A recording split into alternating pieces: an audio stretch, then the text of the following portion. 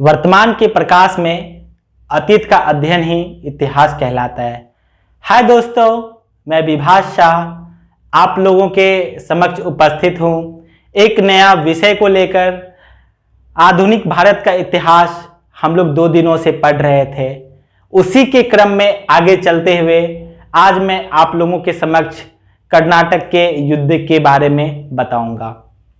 कल हम लोगों ने देखा था कि कैसे ब्रिटिश सत्ता और फ्रांसीसी सत्ता स्थापित होती है।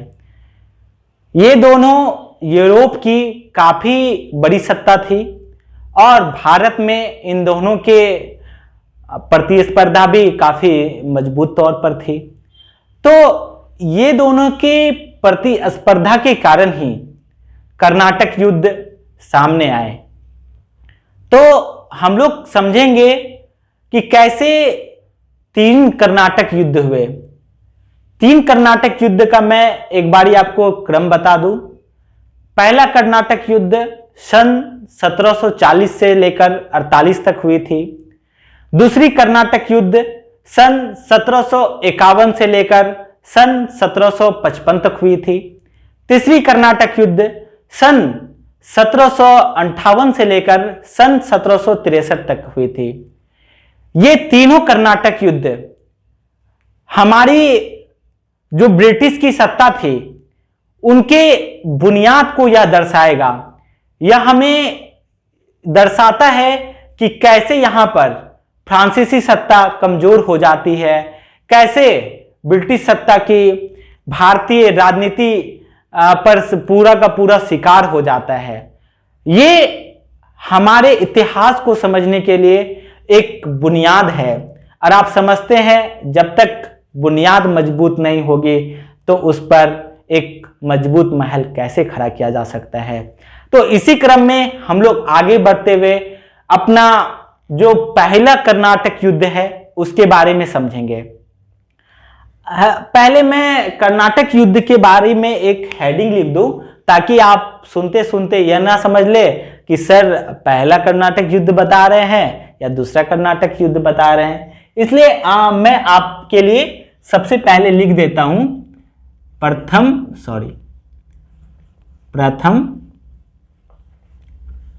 कर्नाटक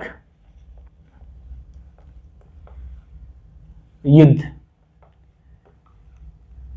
इसकी टाइम पीरियड थी 1740 से लेकर 1748 तक। आप लोगों ने सुना होगा कि कर्नाटक युद्ध, तो कर्नाटक से आप तो समझ रहे होंगे कि कर्नाटक तो भैया हमारा भारतीय जगह है और ये इस जगह पर स्थापित है।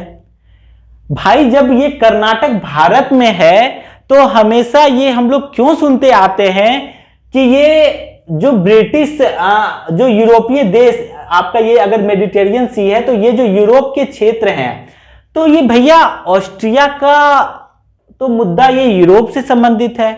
तो पहली कर्नाटक युद्ध यूरोप के ऑस्ट्रिया के आधार पर, उत्तराधिकार के आधार पर कैसे हुई, तो हम इन चीजों को समझेंगे। इसे समझने से पहले मैं आपको एक संदर्भ बता दूं कि जैसे मान लीजिए ये अमेरिका हो गई। मैं तो मैप बना नहीं पाता हूं, फिर भी कोशिश करता हूं। ये चलिए मैं कुछ आपको समझने के लिए बना देता हूं। ये आपकी जो अमेरिकी क्षेत्र हो गई, तो अमेरिकी क्षेत्र हो गई, और ये आपकी जो अफ्रीकी क्षेत्र है, यहां पर से ये आपकी ये क्षेत्र, सॉरी एक मिनट, ये मेडिटेरियन सी की स्थान हो जाती है।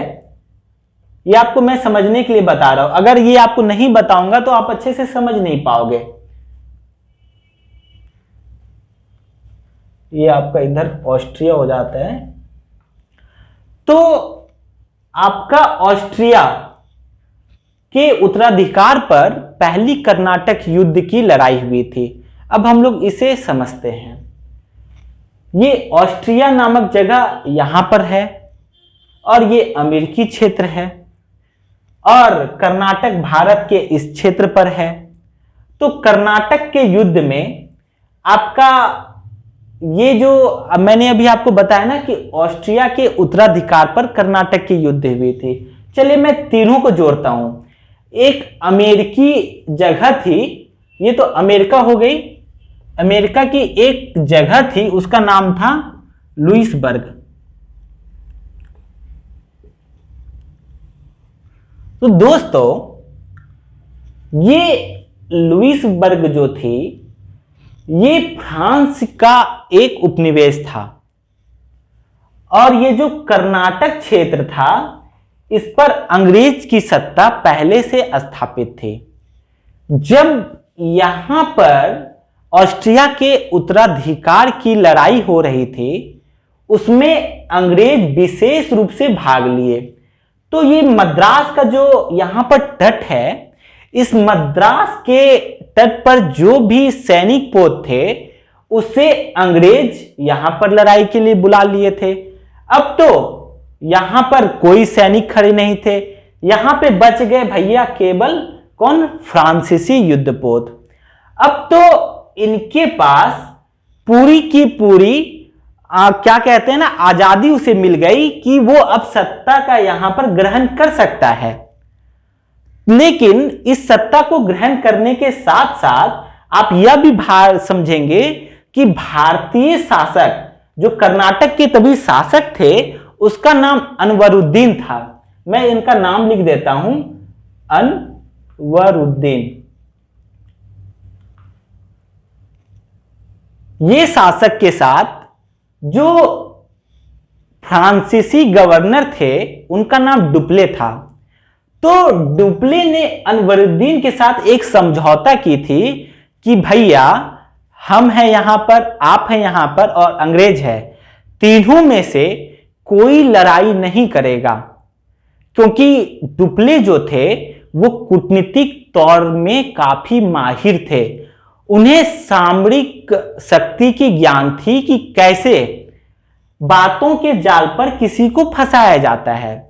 तो अनवरुद्दीन मान गए कि चलो भाई हम झगड़ा झंझट नहीं करेंगे। तो इस बीच जब अंग्रेज ऑस्ट्रिया के उत्तराधिकार के पीछे यहां पर लगे हुए थे तो फ्रांसीसी क्या किए कि तभी मॉरिशस के गवर्नर, ये आपका मॉरिशस नामक जगह है, यहां के गवर्नर थे लाबो दोर्गे। तो लाबो दोर्गे से सहायता मांगे और लाबो दोर्गे उसे कर्नाटक की प्राप्ति में उसकी सहायता की। अब क्या होता है कि एक समय के लिए लाबो दोर्गे के साथ फ्रांसीसी का मतभेद हो जाता है। अब क्या होता है कि अब जो है लाबो दोर्गे अंग्रेज को 4 लाख पौंड के बदले कर्नाटक फिर उसे लौटा दिया जाता है। जब उसे लौटा दिया जाता है तो डुप्ले कहां चुप बैठेंगे, डुप्ले के साथ युद्ध हो जाती है और उस युद्ध में डुप्ले जो कि फ्रांसीसी गवर्नर थे वो उनकी सत्ता फिर से यहां पर स्थापित हो जाती है। जब इनकी सत्ता स्थापित हो जाती है तो इस टाइम पे जो अनवरुद्दीन थे वो बोले भैया आप तो वादा के अनुसार हमें बोले थे कि सत्ता मैं अनवरुद्दीन जी आपको दे दूंगा, लेकिन आप तो सत्ता खुद ही पास में रख लिए हैं। तो वो सत्ता इसे अनवरुद्दीन को वापस नहीं किया।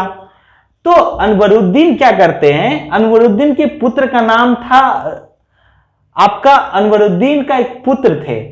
तो अपने पुत्र को बोले कि तुम एक विशाल सैनिक को लेकर जाओ और जो डुप्ले हैं आप उसे मतलब युद्ध में आप उसे पराजित कर दो। तो वो युद्ध करने के लिए जाते हैं उनके पास, लेकिन युद्ध में वो विजय नहीं हो पाते हैं, उसे मार की खानी पड़ती है, तो वहां से वापस हो जाते हैं। अब ये क्रम आपका लगभग चलता है 1748 तक। तो 1748 ईस्वी में क्या होती है कि युद्ध की समाप्ति के साथ एक संधि होती है, जिस संधि का नाम है एक्स ला सापेल की संधि। एक्स-ला-शापेल की संधि होती है। तो इस एक्स-ला-शापेल की संधि के नियम के आधार पर जो फ्रांसीसी आपका उपनिवेश थे लुइसबर्ग, उसे लौटा दिया जाता है। जो फ्रांसीसी थे वो कर्नाटक को लौटा देते हैं और ऑस्ट्रिया के उत्तराधिकार पर अंग्रेज का हुकूमत हो जाता है। तो हम देखते हैं कि किसी के सत्ता में परिवर्तन नहीं होती है, लेकिन यहां पर एक बहुत ही इंपॉर्टेंट समझने की बात है दोस्तों। क्या आपने ध्यान दिया कि यहां पर यूरोपीय शक्ति फ्रांसीसी और अंग्रेज को बहुत ही अच्छे से भली भांति पता चल जाती है कि भारतीय सत्ता कितनी कमजोर है। उनकी सैन्य शक्ति हमारे यानी कि यूरोप के सैन्य शक्ति के मुकाबले काफी कमजोर है। अब तो वो यहां पर कभी भी भारतीय सत्ता को चुनौती दे सकते हैं। तो ये चीज हमारी काफी कमजोरी थी, जो कि अंग्रेज को एक और फ्रांसीसी को एक रास्ता दिखा दिया। तो ये हमारी कमजोरी थी कि कर्नाटक के जो अनवरुद्दीन थे उनकी कमजोरी आगे में पता चल गई। अब हम लोग देखते हैं, ये तो हमारी पहली कर्नाटक युद्ध, यहां पे आशा करता हूं कि आप समझ गए होंगे। अब मैं आपके सामने दूसरी कर्नाटक युद्ध के बारे में बताऊंगा। इस कर्नाटक युद्ध के बारे में आप समझेंगे कि कैसे भारतीय सत्ता आपस में उत्तराधिकारी के लिए लड़ते हैं और इसमें अंग्रेज तथा फ्रांसीसी प्रत्यक्ष रूप से वो भाग लेते हैं और वे अधिकारी एक दूसरे के, वो कहते हैं ना कि एक दूसरे के लिए सत्ता के को पाने के लिए एक दूसरे से लड़ाई करते हैं। और हम लोग ये समझेंगे कि इस समय में कैसे जो डुप्ले थे, डुप्ले को फ्रांस बुला लिया जाता है और यहां पर ब्रिटिश की यानी कि अंग्रेज की सत्ता स्थापित हो जाती है और भारत के राजनीति का वो कैसे शिकार करते हैं। अब हम लोग यहां पर ये चीज समझेंगे। मैं इसे मिटा दूं, आप इसे नोट डाउन करते रहें ताकि आगे इन फ्यूचर आपको रिवीजन करने में सहूलियत होगी। मैं आपको बता दूं, अगर आपको किसी भी प्रकार की कठिनाई हो आप मुझे कमेंट करें, मैं आपके सारे कठिनाइयों का समाधान करूंगा। और साथ ही साथ इस चैनल को जितने लोगों के पास हो सकती है आप लोग साझा करें, शेयर करें और आगे बढ़ाएं। आने वाले समय में मैं एक टीम तैयार कर रहा हूं जिसके माध्यम से आपको सभी विषयों की काफी अच्छे तरीके से तैयारी कराई जाएगी।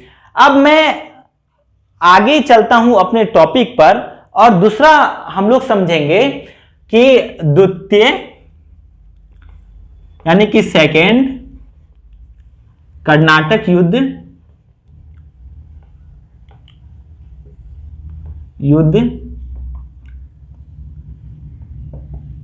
इसकी टाइम पीरियड थी 1751 से लेकर 1755 ईस्वी तक।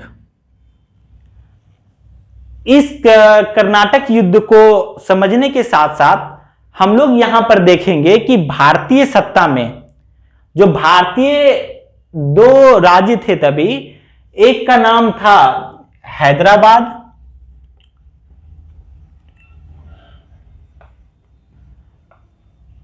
और दूसरे का नाम था कर्नाटक। ये कर्नाटक मैं यहां पर आपको सिखाऊंगा कि कैसे दुश्मन के दुश्मन दोस्त होते हैं। चलिए मैं बताता हूं। हैदराबाद के एक शासक हुआ करते थे जिसका नाम आसफ जाह थी और ये आसफ जाह जो थे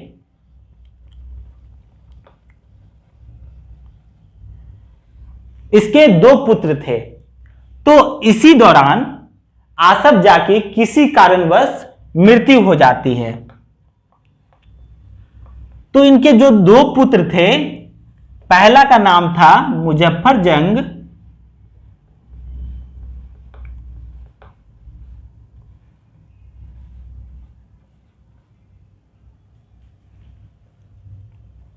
और दूसरे का नाम था नासिर जंग।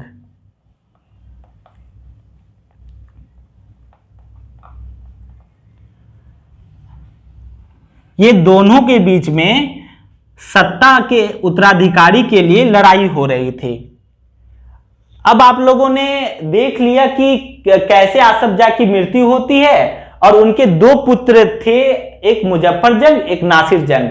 ये दोनों के साथ कैसे अभी उत्तराधिकारी के लिए लड़ाई होगी अभी हम लोग समझेंगे। पहले आते हैं कर्नाटक के टर्म में। कर्नाटक के शासक का नाम अनवरुद्दीन था, जिसका अभी मैंने कुछ देर पहले ही जिक्र किया। अगर आपको ये टर्म नहीं समझ में आई होगी तो आप वीडियो को पीछे जाकर अनवरुद्दीन के बारे में अच्छे से समझ लीजिए। तो इधर कर्नाटक में अनवरुद्दीन थे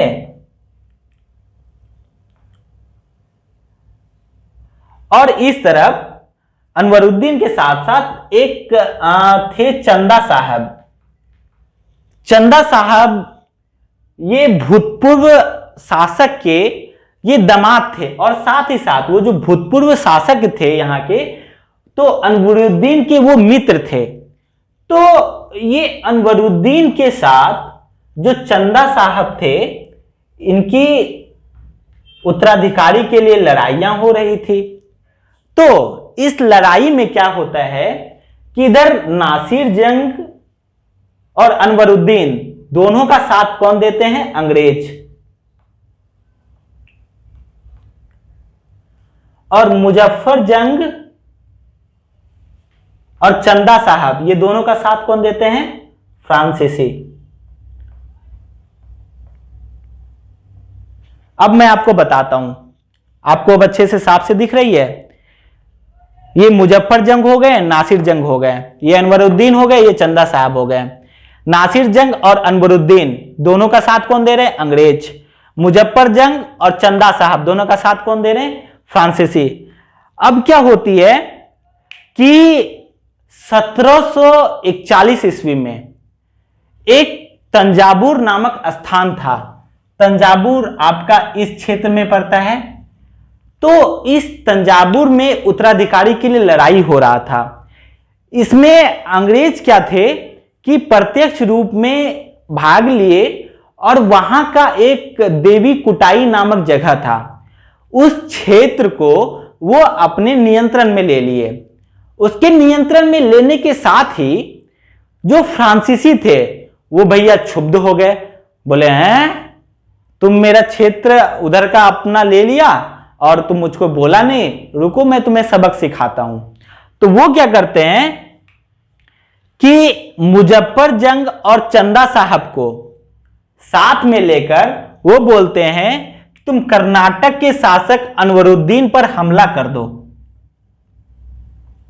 ये इस पर हमला करवा देते हैं। तो इससे क्या होती है? अनवरुद्दीन के साथ युद्ध होती है, इसके साथ युद्ध होती है। युद्ध में क्या होता है कि ये है ना पराजय हो जाते हैं, इसकी हार हो जाती है, ये पराजय हो जाती है, इनकी हार हो जाती है इनकी, और साथ ही साथ इनकी ये मृत्यु हो जाती है। मृत्यु होने के बाद क्या होते हैं? इनका एक पुत्र भी होता है। तो पुत्र है ना, समय देखते ही वहां से भाग जाते हैं। वो समझ लेता है कि भाई मेरा पिता का भी मौत हुआ है, कहीं इस बीच हमें भी ना मार दे, सॉरी। तो वो यहां से अनवरुद्दीन के जो पुत्र होते हैं वो यहां से सरक जाते हैं, भाग जाते हैं। अब क्या होता है कि इस समय पे जो ये तो इसको यहां पर अनवरुद्दीन की मृत्यु हो जाती है, चंदा साहब यहां पे बन जाते हैं। तो यहां पे फ्रांसीसी की जीत हो जाती है, यहां पे फ्रांसीसी की सत्ता का अस्थायित्व मजबूत हो जाता है। अब भैया यहां पे अगर सत्ता अस्थायित्व हो जाएगा कर्नाटक में, तो भैया अंग्रेज कहां चुप बैठेंगे? वो भी तो बोलेंगे कि भाई तुम तो सत्ता स्थापित कर लिए, तो क्या मैं चुप बैठूं? तो इस टाइम पे क्या करते हैं अंग्रेज? आपने सुना होगा मराठा सरदार और मैसूर के शासक को वो साथ लेते हैं, और वो क्या करते हैं? वो साथ लेते हुए नासिर जंग को बोलते हैं। नासिर जंग तो क्या अंग्रेज का आदमी होता है, वो अंग्रेज का आदमी होता है, नासिर जंग को बोलते हैं। नासिर जंग का दूसरा नाम नसीरुद्दीन भी है। तो इस नासिर जंग को बोलते हैं कि तुम भैया कर्नाटक में हमला कर दो। तो ये क्या करते हैं कि 1750 में जाते हैं, हमला करते हैं, और ये जो हैदराबाद में मुजफ्फर जंग था, इसको वो बंदी बना लेते हैं। मुजफ्फर जंग है ना, कर्नाटक में ही रहते हैं, तो मुजफ्फर जंग को वो बंदी बना लेते हैं।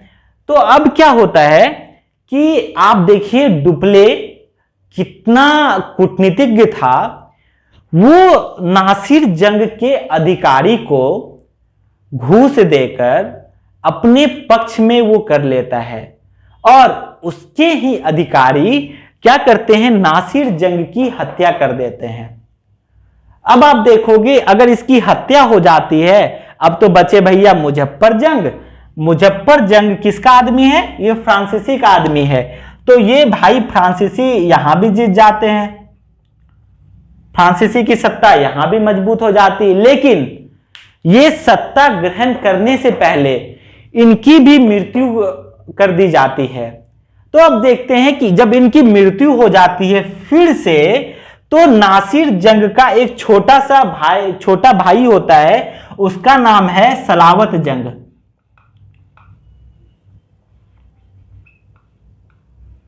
ये सलावत जंग है तो नासिर जंग किसका साथ दे रहा था, अंग्रेज का। लेकिन ये सलावत जंग क्या किया कि फ्रांसीसी के साथ वो जुड़ गए, और फ्रांसीसी हैदराबाद में सलावत जंग को सत्ता सौंप देते हैं। तो आप देखेंगे कि यहां पर भी सत्ता भाई स्थापित हो जाती है, किसकी सत्ता स्थापित हो जाती है, फ्रांसीसी की। यहां भी सत्ता स्थापित हो जाती है फ्रांसीसी की। और ये सलावत जंग जो है उपहार के तौर पर अंग्रेजों को अपना उत्तरी क्षेत्र प्रदान कर देते हैं। अब हम लोग देखते हैं कि कैसे सत्ता में फिर परिवर्तन होता है। इस टाइम पे लगभग मैं बता दूं कि कर्नाटक में एक मोहम्मद अली नाम के व्यक्ति थे। ये कर्नाटक हो गए, ये मोहम्मद अली।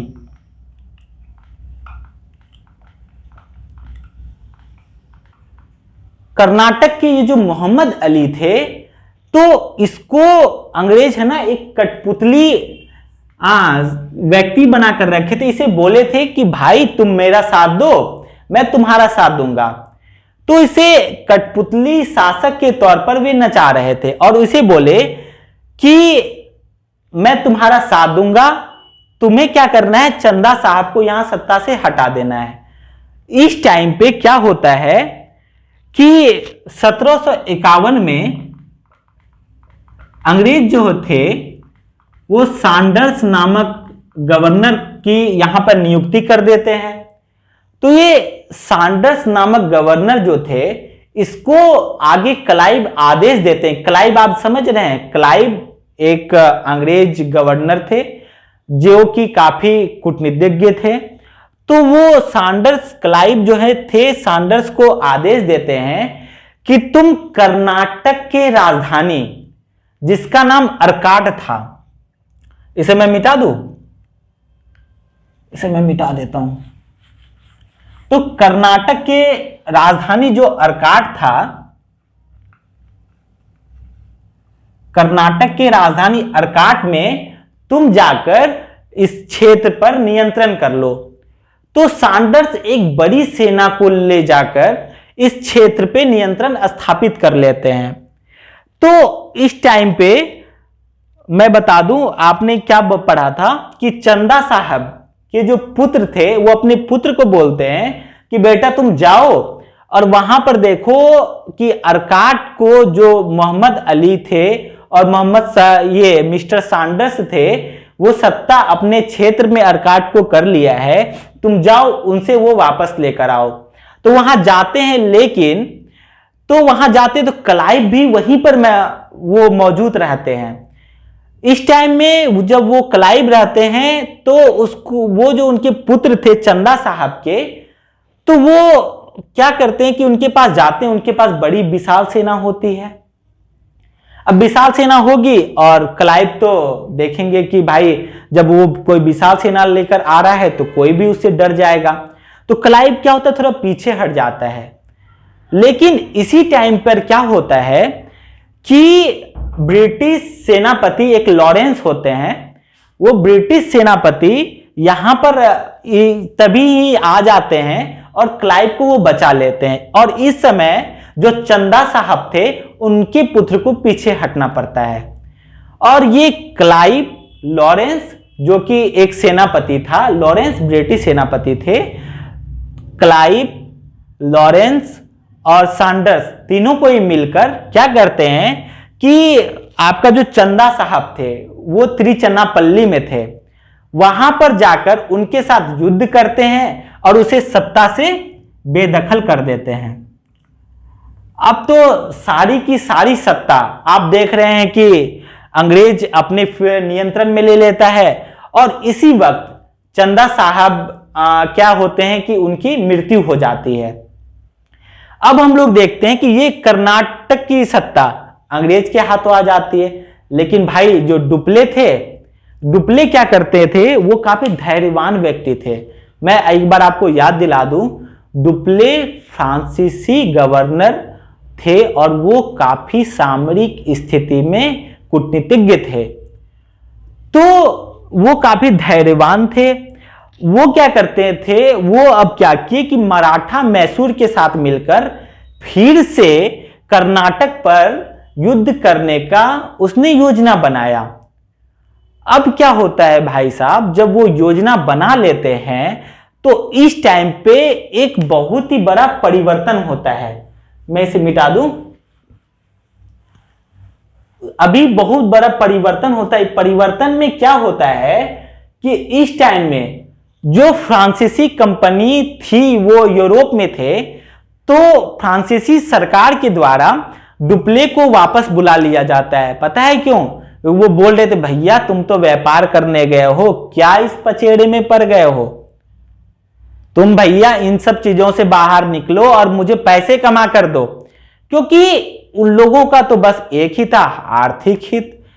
बाप बड़ा ना भैया, सबसे बड़ा भैया रुपया। तो वो पैसा के लिए आपस में लड़ रहे थे। लेकिन इनकी स्थिति यहां पर बस लड़ाई और लड़ाई और लड़ाई की हो रही थी। इस वजह से डुप्ले को यहां से वापस बुला लिया गया। जब डुप्ले को वापस बुलाया गया तो ये है ना, मैं बताऊं, फ्रांसीसी की बहुत बड़ी गलती थी। और यही डुप्ले को वापस बुलाना, मैं बताऊंगा कैसे भारत में सत्ता का परिवर्तन हो गया, कैसे भारत के राजनीति का शिकार हो गया। अगर डुप्ले आज यहां से नहीं जाते तो हमारी सत्ता कुछ और होती। आपके आईएएस के, आज ही आईएएस की इंटरव्यू थी, तो आईएएस के इंटरव्यू में आज सवाल पूछा गया कि भाई बताओ, अगर अंग्रेज भारत नहीं आते तो हमारी सत्ता आज राजनीति कैसी होती। तो देख लो भैया, अगर यहां से डुप्ले नहीं जाते तो हमारी सत्ता कैसी होते। आप इस चीज पर विचार कर लेना। अब क्या होती है आगे, फ्रांसीसी कंपनी जो थे, एक गोंडियों, मैं नाम लिख देता हूं, नाम थोड़ी अजीब टाइप की है, ये अंग्रेज है ना भैया, भारत के जैसे राम श्याम कहां नाम रख पाएंगे ये लोग। ये देखो, उनका नाम था गोंडियों, ये गोंडियों, ये भैया इसका नाम था गोंडियों, नाम भी गोंडियों, काम भी एकदम गोंडियों। अब देखो ये क्या करते हैं, डुप्ले तो ठहरे कूटनीतिज्ञ, ये भैया एकदम अदूरदर्शी थे। इन्हें फ्यूचर देखने की कोई दिमाग ही नहीं थी। ये आते हैं और अंग्रेज को बोलते हैं देखो भैया ये सब बात छोड़ो, बातचीत करो, मामला को सलटा लो। अब बताइए भैया, इस तरह से अंग्रेज मानने वाले हैं? अंग्रेज तो सोचे बोलो भैया चौका पे यहां छक्का लग गया, हम लोग तो 2 ही 4 सोचे थे, ये तो भैया हमें 10 दे दिया। तो अंग्रेज ये गोंडियों की नीति से समझ गए थे कि भैया ये गोंडियों से कुछ नहीं होने वाला है, और गोंडियों को फ्रांसीसी सरकार के द्वारा कहकर भेजा गया था कि आप वहां से सिर्फ व्यापार करो। तो कुछ टाइम तक गोंडियों क्या करते हैं, व्यापार करते हैं, और व्यापार करने के साथ साथ 1755 ईस्वी में 1755 ईस्वी में अंग्रेजों के साथ पांडिचेरी की संधि हो जाती है। और इस संधि के साथ ही ये तो भैया बेचारे एकदम, इसको कुछ तो पता ही नहीं था मामला का, तो ये क्या समझ पाते, था पता डुप्ले को, सारा जानकारी था डुप्ले को कि कैसे मैसूर को एकत्र करना है, कैसे मराठा को एकत्र करना है। आप तो भैया उसी को भेज दिए। अब तो अंग्रेजों का गोटी लाल हो गया था। अब क्या होता है भैया कि ये गोंडियों यहां पर 1755 में पांडिचेरी की संधि कर लेते हैं। अब पांडिचेरी की संधि के साथ ही आपका द्वितीय कर्नाटक युद्ध समाप्त हो जाती है। अब इस युद्ध का आप परिणाम देखेंगे तो सबसे बड़ा परिणाम था कि डुप्ले यहां से चले गए। मैं बताऊं, ये जो मैं बोल रहा हूं कि डुप्ले यहां से चले गई और अंग्रेज की सत्ता मजबूत हो गई, ये भाई सबसे बड़ी मैं बताऊं विनाशकारी घटना हुई थी। अगर डुप्ले यहां पर रहते तो आज हमारा इतिहास ही कुछ और होता। इसलिए मैं कहता हूं कि अच्छा महल बनाने के लिए पहले बुनियाद मजबूत करो, तभी चीजें आपको आगे समझ में आएगी। चलिए हम लोग आगे बढ़ते हैं। अब हमारा समय है तृतीय कर्नाटक युद्ध के बारे पे। चलिए मैं आपको इधर लिख दूं तृतीय कर्नाटक युद्ध।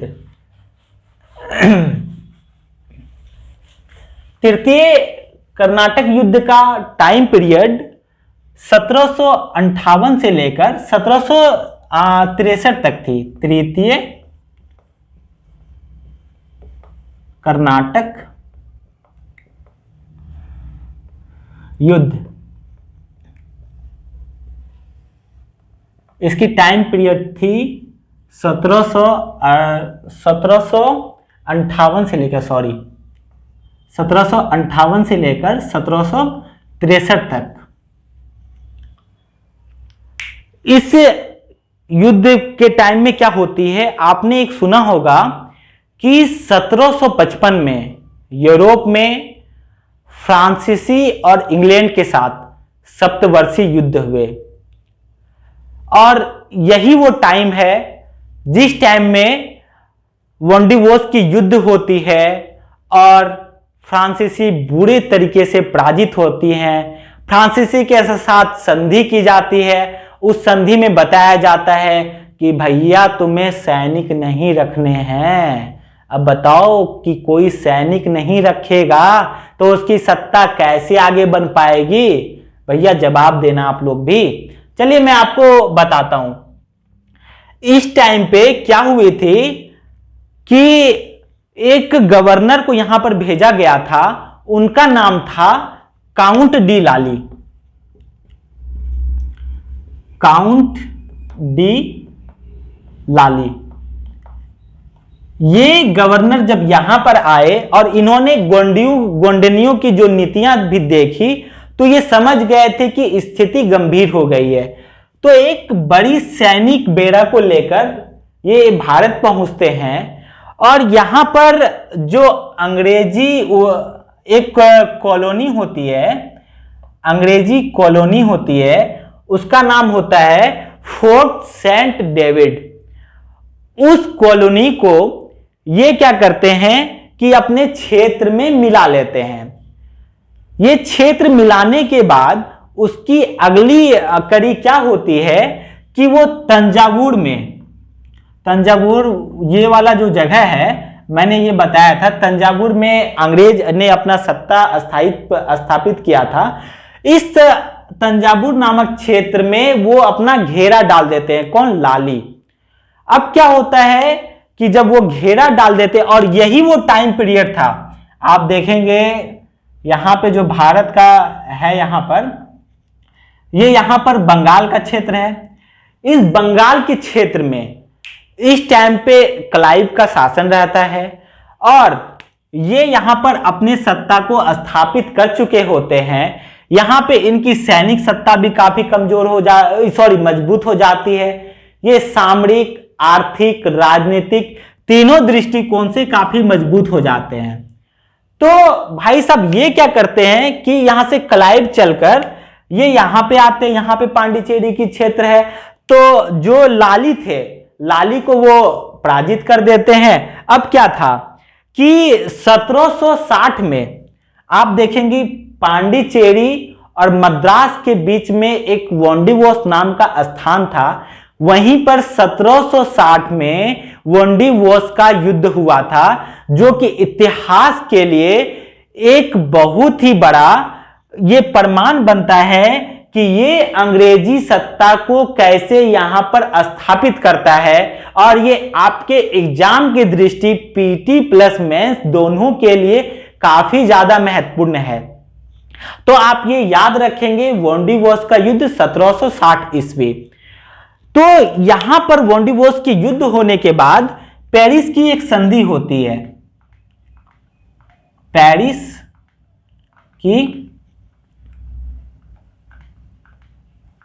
पेरिस की संधि। इस पेरिस की संधि के अंतर्गत कहा जाता है कि आप, यानी कि फ्रांसीसी, आप सुन लो कि आपको किसी भी प्रकार का यहां पर सेना रखने की अनुमति नहीं दी जाती है। आप व्यापार करना चाहते हो तो आप शांति से व्यापार करो, नहीं तो अपना बोरिया बिस्तर बांधो और सूट से यूरोप के लिए निकल जाओ।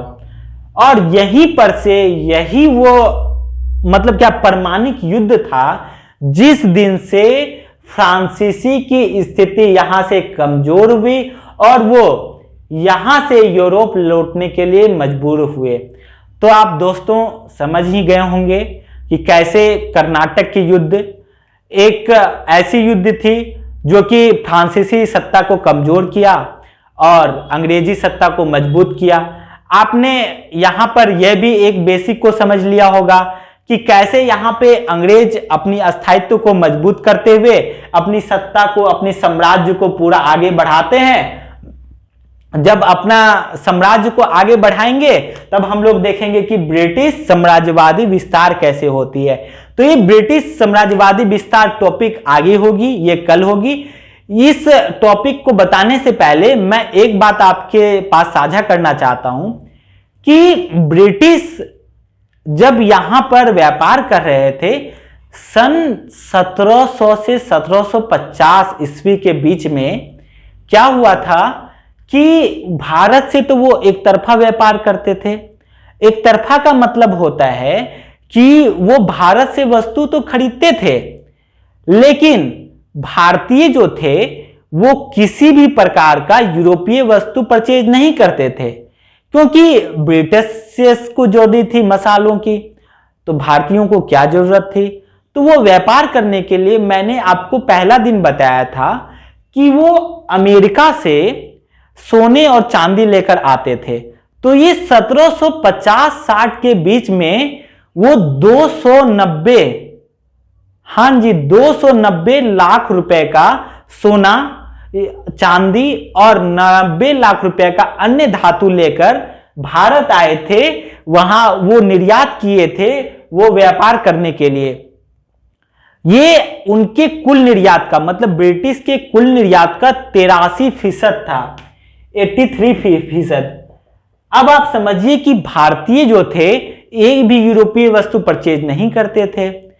तो 1750 के बाद क्या होता है कि अंग्रेज इस स्थिति को देखकर क्षुब्ध हो जाते हैं। वो बोलते हैं नहीं भैया, किसी भी स्तर पर धातु का निर्यात करना उसकी व्यापारिक कमजोरी को दर्शाती है। तो वो क्या करते हैं कि 1750 के बाद वाली जो पीरियड आती है, इस टाइम में 1757, 1765 में आप देखेंगे कि कैसे प्लासी और बक्सर की युद्ध होती है और वहां पर द्वैत शासन स्थापित होती है, इलाहाबाद की संधि होती है। उसके बाद से आप देखेंगे कि ये भारतीय जो क्षेत्र है यहां पर, ये भारतीय जो क्षेत्र है यहां पर, इस क्षेत्र में जो बंगाल का शासन है, जो ये भारतीय मध्यवर्ती क्षेत्र, इधर तो आपका यूरोप हो गया, इधर अमेरिका और इधर आपका दक्षिणी पूर्वी एशिया का क्षेत्र हो गया। इस क्षेत्र से क्या करते हैं, आपका कपड़ा ले जाकर इस क्षेत्र में देते हैं, यहां से अफीम ले जाकर चाइना के क्षेत्र में देते हैं। तो इधर से है ना कुछ थोड़ा थोड़ा वो व्यापार करना शुरू कर देते हैं। और आपको एक और मैं तथ्य बता दूं, सन 1700 ईस्वी में सूरत से 12,000 थान की अंग्रेजों के द्वारा मांग की गई थी। यही आगे चलकर सन 1760 ईस्वी में 7.5 लाख कपड़े की बंडल की मांग हुई थी। अब आप समझ सकते हैं कि भारत से कितना ज्यादा निर्यात होता था, और इसी निर्यात को वो देखते हुए अपना एक छत्र स्थापित करते हैं और भारत में भारतीय वस्तु को परचेज करने के लिए भारत के राजस्व से ही, यानी कि जो 1785 ईस्वी में इलाहाबाद की संधि हुई थी, इस संधि से वो बंगाल का राजस्व वसूलने का प्राधिकारी हो गया था।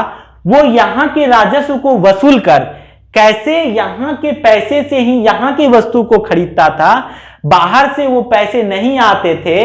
इसलिए भारत की स्थिति आप देखेंगे कि यहां से कैसे कमजोर होनी प्रारंभ होती है। हम लोग आगे ब्रिटिश साम्राज्यवादी विस्तार में पढ़ेंगे। तब तक के लिए मैं यहां पर आपसे माफी मांगता हूं कि अब आगे आप लोगों का क्लास कल होगा। तब तक के लिए आप चैनल को सब्सक्राइब करें, लाइक करें, कमेंट करें और ज़्यादा से ज़्यादा शेयर करें। धन्यवाद।